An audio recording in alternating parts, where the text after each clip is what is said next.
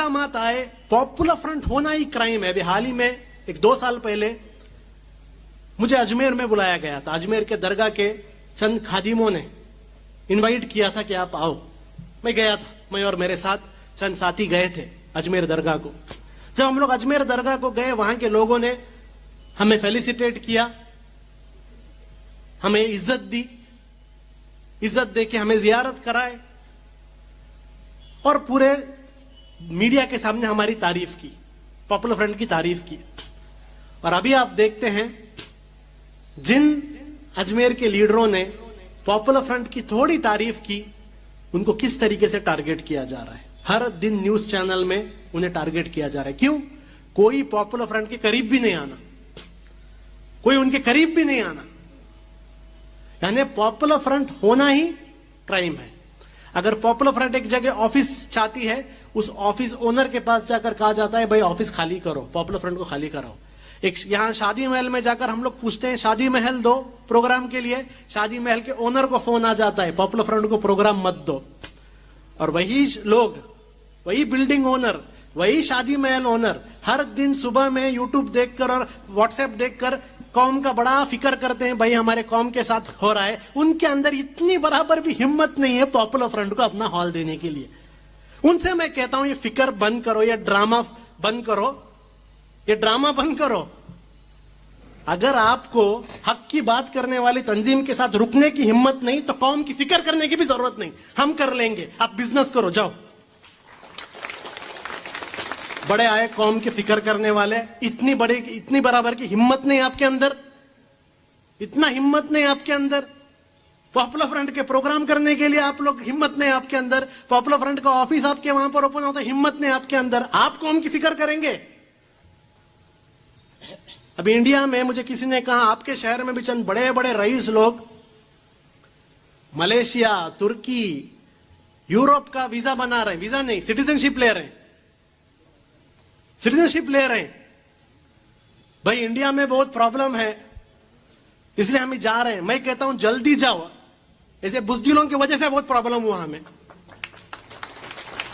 जल्दी जाओ, यहां रह के भी कुछ फायदा नहीं, जल्दी जाओ। ऐसे बुजदिल लोग कौम की फिक्र करेंगे? फिक्र मत करो कौम की। कौम की फिक्र करना तो बात करना, वरना फिक्र करके क्या फायदा। हिम्मत जरूरी है। दूसरी चीज, ये लोग सोच रहे हैं कि नहीं सिर्फ पॉपुलर फ्रंट टारगेट होगा। सिर्फ पॉपुलर फ्रंट टारगेट नहीं होगा भाई। हामिद अंसारी इंडिया का वाइस प्रेसिडेंट, इंडिया का वाइस प्रेसिडेंट, 2 टर्म में वाइस प्रेसिडेंट, उससे पहले एम्बेसडर, इंडिया का एक टॉप ब्यूरोक्रेट। मुझे लगता है हाल ही दिनों में हमारे एक्स प्रेसिडेंट अब्दुल कलाम साहब के बाद अगर सबसे बड़ी कोई एक शख्सियत इंडिया के अंदर गुजरी है तो हामिद अंसारी साहब है। इतनी बड़ी शख्सियत, वो कभी भी इस तरीके से बात नहीं करे। पॉपुलर फ्रंट के मेंबर नहीं, लिख के दे दो, पॉपुलर फ्रंट के भी मेंबर नहीं उनको छोड़े क्या? कल सारे बीजेपी के स्पोक्स पर्सन आकर कह रहे थे कि इंडिया की जासूसी कर रहे थे, आईएसआई के साथ काम कर रहे थे। जब उनको नहीं छोड़े, कलीम सिद्दीकी साहब एक बहुत बड़े आलिम, दीन की दावत और तबलीग का काम करते थे, पॉपुलर फ्रंट के मेंबर नहीं उनको छोड़े क्या? 1.5 साल से जेल में है। जाकिर नाइक बहुत काम किए, पॉपुलर फ्रंट के मेंबर नहीं, जाकिर नाइक को छोड़े क्या? नहीं छोड़े। तबलीग जमात कभी भी पॉलिटिक्स के बारे में बात भी नहीं करते, कभी भी पॉलिटिक्स के बारे में बात भी नहीं करते। नहीं भाई, पॉलिटिक्स के बारे में बात करो तो बहुत हमारा काम नहीं हो। कोरोना के टाइम छोड़े क्या? अभी भी मरकज ओपन है क्या दिल्ली में, निजामुद्दीन में? छोड़े क्या? कोविड स्प्रेडर्स, ये क्या बेवकूफी लगा के बैठे हैं कि हम बात करेंगे तो हमें प्रॉब्लम आएगा। देखो याद रखो, चेन्नई में जाओ तुम्हें, चेन्नई में शायद मेट्रो का प्रोजेक्ट चल रहा है। जहां जहां मेट्रो का प्रोजेक्ट चल रहा है वहां लोगों का घर क्या हो रहा है? डिमोलिश हो रहा है। डिमोलिश क्यों हो रहा है? बहुत सारे लोगों का घर डिमोलिश हो रहा है, चंद लोगों का घर डिमोलिश नहीं हो रहा है। अब चंद लोगों का घर डिमोलिश नहीं हो रहा है। क्यों नहीं हो रहा है? वो इसलिए नहीं हो रहा है क्योंकि तुम्हारे घर के पास से अभी तक मेट्रो का प्लान आया नहीं। जिस दिन तुम्हारे घर के ऊपर से भी मेट्रो का प्लान आएगा, तुम्हारा भी घर डिमोलिश होगा। उसी तरीके से चंद लोग सोचते हैं हम खामोश रहे तो हमें प्रॉब्लम नहीं आएगा। उनसे मैं कहता हूं आप खामोश रहने से प्रॉब्लम में बचने वाले नहीं। जिस दिन आप उनके प्लान के बीच में आ जाएंगे, आपको भी टारगेट किया जाएगा। तबलीग जमात के लोग कभी भी उनके खिलाफ बात नहीं किए, फिर तबलीग जमात को टारगेट क्यों किए? ये पूरा का पूरा कोविड मुसलमानों के सर पर डालना चाहते थे। वो प्लान में तबलीग जमात वाले सामने आ गए, उनको टारगेट किया गया। कलीम सिद्दीकी साहब और जाकिर नाइक साहब कभी भी आरएसएस बीजेपी के खिलाफ बात नहीं किए, लेकिन इंडिया में इस्लाम का दावा खत्म करना था। वो खत्म करने के एजेंडा में ये लोग सामने आए, उन्हें खत्म कर दिया गया। आप लोग सिर्फ याद रखो, मेट्रो का प्लान जो है आपके घर के ऊपर से गुजरना है बस। तो ये सोचना, यहां भी चंद बड़े बड़े बिजनेसमैन है। चंद आने के टाइम मुझे लोगों ने कहा कि मुझे सच में पता है तांबूर के बारे में, मुझे चंद लोगों ने कहा कि यहाँ ऐसे ऐसे बड़े बड़े बिजनेसमैन हैं, बहुत रईस लोग हैं, और वो लोग ये सोचे हमें कुछ प्रॉब्लम नहीं। भाई आपके मेट्रो के, आपके फैक्ट्री के ऊपर से मेट्रो का प्रोजेक्ट अभी तक आया नहीं, अभी तक आया नहीं। जिस दिन बीजेपी ये फैसला लेगा कि इंडिया में मुसलमान बिजनेसमैन को टारगेट करना है, आपका भी नंबर आएगा, आपका भी नंबर आएगा। आप खामोश रहो, छुप जाओ, तुर्की में जाओ, यूरोप में जाओ, कहां भी जाओ, आपका भी नंबर आएगा। केरला में बीजेपी के लोकल लीडर्स, केरला में बीजेपी के लोकल लीडर्स, आम लोग, लोकल लीडर्स आकर मुस्लिम बिजनेसमैन के पास चंदा पूछते हैं, चंदा चाहिए। अगर वो मुस्लिम बिजनेसमैन एक मॉल का ओनर या एक बड़े दुकान का ओनर कहता है, एक बहुत बड़ा कंपनी का ओनर कहता है नहीं मैं डोनेशन नहीं दूंगा, तो बीजेपी का ऑर्डिनरी डिस्ट्रिक्ट का एक आदमी उस आदमी से कहता है हमें पैसा दे दो वरना हम ईडी को भेजेंगे, हमें पैसा भेजो, हमें वरना हम ईडी को भेज देंगे। भाई मामूली बीजेपी का एक डिस्ट्रिक्ट का आदमी ईडी की धमकी दे रहा है, ईडी की धमकी दे रहा है। आप लोग क्या समझे? ईडी क्या आप ईमानदार यहां बेमाने देखकर ईडी आता है? नहीं, इंडिया में ईडी का 96% केसेस फेल हो गया है। ओनली 4% ईडी के केसेस जो है कन्विक्ट हुए, ओनली 4%। 96% क्या हो गए हैं? फेल हो गए हैं। इसका मतलब क्या है? 96% केसेस फेक हैं। जब चाहिए किसी को टारगेट किया जा सकता है। तो ये मत समझिए पॉपुलर फ्रंट में रहा तो मैं टारगेट होऊंगा। मैं और लंबा लिस्ट बताता हूं। जुबैर आल्ट न्यूज का पॉपुलर फ्रंट का था क्या? पॉपुलर फ्रंट का था क्या? राहुल गांधी के पीछे ईडी आ गई, कभी सोनिया गांधी को ईडी ऑफिस में बुलाए, पॉपुलर फ्रंट के मेंबर गया? हमारे मेंबर नहीं भाई, हमारे मेंबर नहीं, बस नंबर नहीं आया आपका। जिस दिन नंबर आएगा आपको भी टारगेट किया जाएगा। तो याद रखिए, आज खामोश होने से कल बचेंगे नहीं। जिस दिन नंबर आएगा हर किसी को ये आरएसएस टारगेट करेगी। इसमें और एक बात आपके मैं सामने रखता हूं, और एक सच्चाई आपको डिस्कस करना है। आरएसएस के लोग छुप छुप के पहले बात करते थे, आप ओपनली बात कर रहे हैं। यूपी में आपने देखा एक धर्म संसद हुआ था, दिल्ली में धर्म संसद हुआ था, हर जगह धर्म संसद हुआ। 2 दिन पहले कर्नाटका के अंदर आरएसएस का या एक जो सनातन संस्था है, सनातन संस्था का एक वेपन्स ट्रेनिंग हुआ। ओपन ट्रेनिंग होता है, और उस ट्रेनिंग में वो लोग क्या बोल रहे हैं? क्या बोल रहे हैं? इनडायरेक्ट एक जेनोसाइड की बात कहते हैं। थोड़े लोग डायरेक्ट भी कहते हैं, थोड़े लोग इनडायरेक्ट एक जेनोसाइड की बात कहते हैं। क्या है जेनोसाइड? जेनोसाइड का मतलब होता है कत्लेआम, नरसंहार। स्टडी कीजिए जाकर क्या है जेनोसाइड। जो बोस्निया में हुआ, जो रवांडा में हुआ, जो कंबोडिया में हुआ, उसको जेनोसाइड कहते हैं। जो 1947 में जम्मू में हुआ, जम्मू के मुसलमानों के साथ हुआ, उसको जेनोसाइड कहते हैं। वैसी एक जेनोसाइड की बात आज ओपनली कौन कर रहा है? आरएसएस कर रहा है, संघ परिवार कर रहा है। ये मैं नहीं बोल रहा हूं, पॉपुलर फ्रंट की बात को आप मत मानो। दुनिया में जेनोसाइड के ऊपर स्टडी करने वाला सबसे बड़ा संगठन, न्यूयॉर्क में रहने वाला जेनोसाइड वॉच जिसका नाम है, उस संगठन के लोग कह रहे हैं कि जेनोसाइड होने के लिए 10 मरहले हैं, 10 मरहले हैं जेनोसाइड होने के लिए, और उस 10 मरहले में से इंडिया में 7 या 8 मरहले कंप्लीट हो चुके हैं। अभी आपने देखा हिजाब के नाम पर प्रॉब्लम, हलाल के नाम पर प्रॉब्लम। भाई हलाल गोश्त से किसे प्रॉब्लम हो सकते हैं? भाई मालूम भी पड़ते हैं कि हलाल है क्या नहीं करके। मुसलमान लड़की हिजाब पहने तो किसे दूसरों को प्रॉब्लम? आजान आपके मस्जिदों में, कर्नाटक में आजान बंद कर दिए, पता है ना आपको। मजान आपके मस्जिदों में हुआ तो किसको प्रॉब्लम? किसी को प्रॉब्लम है। इतने साल से चल रहा था, ऑल ऑफ अ सडन क्यों प्रॉब्लम हो रहा है? क्योंकि जेनोसाइड के एक स्टेज में, एक मरहले का नाम है जिसको कहते हैं सिंबलाइजेशन। सिंबलाइजेशन का मतलब यह होता है कि एक कम्युनिटी के चंद सिंबल्स के बारे में इतना नफरत पैदा करो कि उसे देखते ही लोग नफरत करें। एक मुस्लिम लड़की को हिजाब देखते ही नफरत आना, आजान सुनते ही नफरत आना, नमाज देखते ही नफरत आना, एक होटल में हलाल लिखते ही नफरत आना। यह सिंबलाइजेशन का प्रोसेस है। ऐसे मेरे पास वक्त नहीं है, लेकिन मैं दरख्वास्त करूंगा आप लोगों से कि यहां पर अगर किसी को इल्म है, नॉलेज है जेनोसाइड के बारे में, किसी एक्सपर्ट को बुलाकर एक सेशन लीजिए। क्या है जेनोसाइड? जेनोसाइड वॉच जो ऑर्गेनाइजेशन है वो क्या कहता है जेनोसाइड के बारे में, एक एकेडमिक क्लास आप लोग ले लीजिए, आपको पता चलेगा प्रॉब्लम क्या है। बस मैं मेरी बात को खत्म करने से पहले आपके सामने 2-3 चीज रखता हूं। देखिए, आज जो ये प्रॉब्लम्स मैंने आपके सामने बताए, ये आज पॉपुलर फ्रंट के ऊपर आ रहा है, कल कहीं पर भी आ सकता है, कहीं पर भी आ सकता है।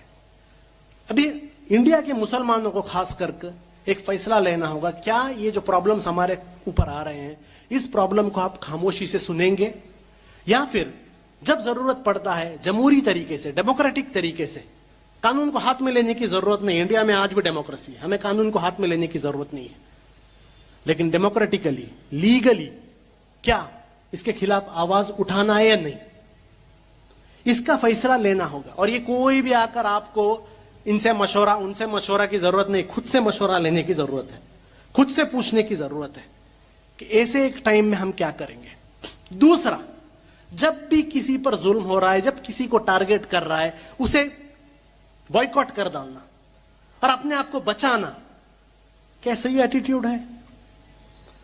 आज पॉपुलर फ्रंट को टारगेट हो रहा है, कुछ प्रॉब्लम नहीं, बहुत बड़ी तंजीम है हम लोग, हमारे लिए कोई बात नहीं करेगा तो भी चलेगा, क्योंकि बहुत बड़ी तंजीम है हम लोग। लेकिन जुबैर को टारगेट किया जा रहा है, कितने लोग बात कर रहे हैं, कितने लोग बात कर रहे हैं उसके लिए? क्या किया उस बेचारे ने? जो फेक न्यूज था उसको एक्सपोज किया, बस। कितने लोग बात कर रहे हैं उसके लिए? सिद्दीक कापन नाम के एक जर्नलिस्ट को सिर्फ हाथरस का इशू कवर करने के लिए जा रहा था, उसको 2 साल से जेल में डाले। कितने लोग बात किए उसके वास्ते? कितने क्या CA-NRC के प्रोटेस्टर्स जेल में हैं, कितने लोग बात किए?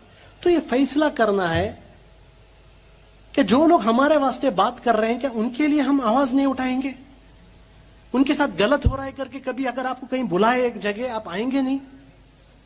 याद रखिए, CA-NRC इंडिया में आने वाला था, आपके घरों में आने वाला था, आपके फैमिली में से बहुत सारे लोगों का सिटीजनशिप जाने वाला था। क्यों नहीं गया? सिर्फ और सिर्फ इसलिए नहीं गया क्योंकि 22 मुसलमानों ने अपनी जान दी। याद रखो, पूरा जिंदगी नमाज पढ़ेंगे तो भी उनका कर्ज अदा नहीं कर सकेंगे आप लोग। तो 22 लोग जान दिए, इसलिए आप मैं सेफ हैं, हम लोग अभी भी सिटीजन हैं। अगर वो 22 लोग जान नहीं देते ना प्रोटेस्ट में, हमारी सिटीजनशिप आज चली जाती। तालुक ऑफिस के बाहर रहते हम लोग, डॉक्यूमेंट्स लेके अपना सिटीजनशिप प्रूव करने के लिए। जिस तरीके से आसाम में 4 लाख लोग लाइन में खड़े हैं, दुआ कीजिए उनके लिए, शुक्रिया अदा कीजिए उनके लिए जो जेलों में हैं आज भी। वो CA-NRC के जो प्रोटेस्टर आज भी फेक केसेस में जिनको जेलों में डाला गया है, आफरीन नाम की हमारी बच्ची का घर तोड़ा गया, क्यों? यही आप लोगों के लिए बात की, इसलिए। उसका कोई पर्सनल काम नहीं था, घर तोड़ा गया उसका। कितने के लोग जेल में? तो कम से कम उनके लिए बात करना है। ये एक दूसरा चीज हमें फैसला लेना पड़ेगा। और तीसरा, जब भी इस तरीके से झूठ फैलाए जाए, उन झूठ को रिजेक्ट करना है क्लियरली, हिम्मत दिखाना है। आपको बोलेंगे पॉपुलर फ्रंट के प्रोग्राम में मत आना, जब आप जाते हैं इससे बड़ी हिम्मत नहीं। आज बिहार में वो लोग इतना बड़ा हमारे खिलाफ काम कर रहे हैं, निजामाबाद में इतना बड़ा हमारे खिलाफ काम कर रहे हैं, उसके बावजूद भी अल्हम्दुलिल्लाह आज आप यहां पर आए। आज आप लोगों ने आरएसएस को ही नहीं, नागपुर को ही नहीं, ये बड़े बड़े प्लान करने वाले लोगों को आज आपने बता दिया है कि आपकी हिम्मत क्या है। यह है हिम्मत।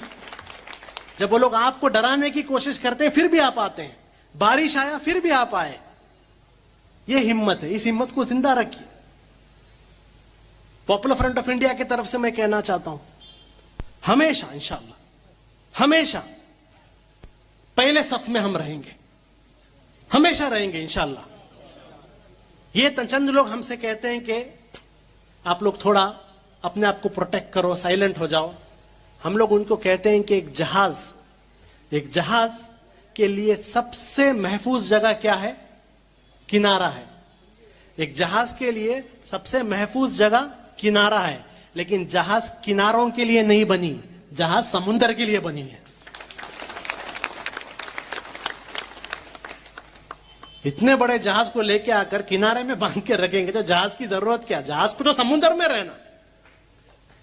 उसी तरह इतनी बड़ी तंजीम बनाकर ऑफिस के अंदर बैठ जाएंगे तो इतनी बड़ी तंजीम की जरूरत क्या? ये तंजीम बनाए आवाज उठाने के लिए, हक की बात करने के लिए। और ये जो भी इल्जामात हमारे पर आ रहे हैं, आप लोग देख के रहेंगे, इन इल्जामात से हम डर नहीं रहे, हम इसे फिक्र भी नहीं कर रहे। हमें फिक्र सिर्फ एक इल्जाम पर हुआ। सच बात, मेरी बात खत्म करता हूं। हमें फिक्र सिर्फ एक इल्जाम से हुआ था। वो इल्जाम क्या था? चंद दिन पहले किसी ने कहा पॉपुलर फ्रंट आरएसएस की जैसी एक तंजीम है। मैं कहता हूं इससे बड़ी गाली कौन सी भी नहीं है। अगर कोई हमें कहता है आरएसएस के जैसे हैं, वो हमारे लिए बहुत बड़ी गाली है। क्योंकि नथुराम गोडसे पॉपुलर फ्रंट का मेंबर नहीं था। 3 बार बैन होने वाली संगठन आरएसएस है, पॉपुलर फ्रंट नहीं। इटली और जर्मनी में जाकर हिटलर और मुसोलिनी से मिलने वाले आरएसएस के लोग थे, पॉपुलर फ्रंट के लोग नहीं थे। मक्का मस्जिद, मालेगांव, अजमेर बॉम्ब ब्लास्ट में लिंक आरएसएस के लोगों का था, पॉपुलर फ्रंट के लोगों का नहीं था। तेनकासी में ऑफिस और बस स्टैंड में बॉम्ब ब्लास्ट में पकड़े जाने वाला जनरल सेक्रेटरी हिंदू मुन्नडी का था, पॉपुलर फ्रंट का नहीं था। केरला के अंदर पुलिस स्टेशन के ऊपर, एक प्लॉट के ऊपर बम फेंकने वाला पॉपुलर फ्रंट का मेंबर नहीं था, आरएसएस का मेंबर था। 240 सीपीएम के लोगों के मर्डर केसेस में इन्वॉल्व पॉपुलर फ्रंट नहीं है, आरएसएस वाले हैं। ऐसी एक क्रिमिनल ऑर्गेनाइजेशन, ऐसी एक देशद्रोह ऑर्गेनाइजेशन, देश के आजादी के लिए कुछ भी नहीं कैसी एक ऑर्गेनाइजेशन, ऐसी एक ऑर्गेनाइजेशन के साथ हमें कंपेयर करेंगे, इससे बड़ी गाली क्या है? इससे बड़ी गाली क्या है? ये दूसरा आप क्या भी बोलो, हमें फिक्र नहीं, फेस कर लेंगे, लेकिन आरएसएस के साथ कंपेयर मत करो। मैं अपनी बात खत्म करते हुए आपसे कहता हूं कि पॉपुलर फ्रंट को और इसमें काम करने वाले नौजवानों को अपने दुआओं में जरूर याद रखिए। क्योंकि चंद लोग पूछते हैं इतना प्रॉब्लम आपको आ रहा है, फिर भी ये प्रॉब्लम से अल्हम्दुलिल्लाह आप हमेशा निकल के जा रहे हैं। वो इसलिए क्योंकि बहुत सारे गरीब, बहुत सारे मजलूम तहज्जुद में उठकर इस तंजीम के लिए दुआ करते हैं। और याद रखिए, एक गरीब और मजलूम और अल्लाह के बीच में कुछ भी नहीं होता। एक मजलूम, गरीब और अल्लाह के बीच में कुछ भी नहीं होता। एक गरीब मजलूम जब दुआ करता है, क्या क्या साजिशें आप लाए, वो दुआ हमें बचाती है। से आपसे दरखास्त करूंगा, यह आपकी तंजीम है, इस तंजीम के लिए दुआ कीजिए, इस तंजीम को सपोर्ट कीजिए, इस तंजीम को फंड कीजिए और इस तंजीम को बिना डरे साथ दीजिए। वापिस आप लोग यहां पर आए, हमारी बात सुने, इसके लिए आपका शुक्रिया अदा करता हूं। वाखिर दाना अनिल हम्दुलिल्लाहि रब्बिल आलमीन। अस्सलाम वालेकुम।